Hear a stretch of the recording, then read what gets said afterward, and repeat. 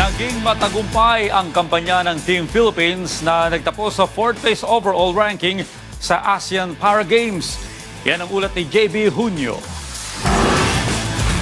Pinangunahan ng Philippine Para Swimming Team ang malaking medal haul sa huling araw ng kompetisyon matapos mag-uwi ng kabuuang 13 golds, 8 silvers at 9 bronze medals kasama ang 5 nabasag na ASEAN Para records.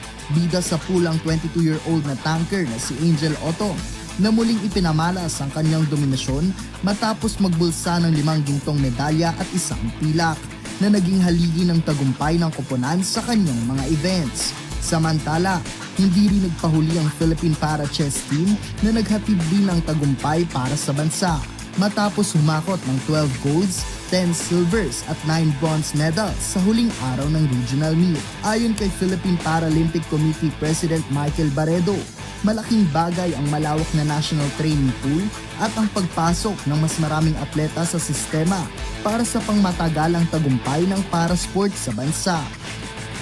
We have, of course, a national training pool that's in the area of about 200 combined in about 15 or 14 sports.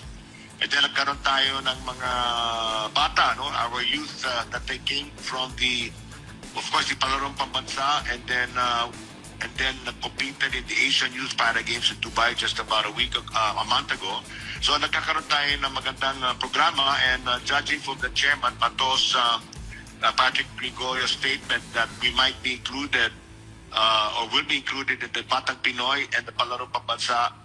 That is very important because then that will expand our pool of athletes, not only in the training pool but as well as in the youth training pool. So malaking bagay ito.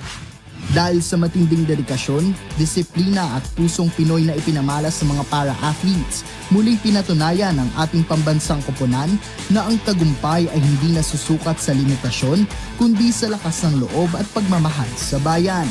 JB Junio para sa Atletang Pilipino, para sa Bagong Pilipinas.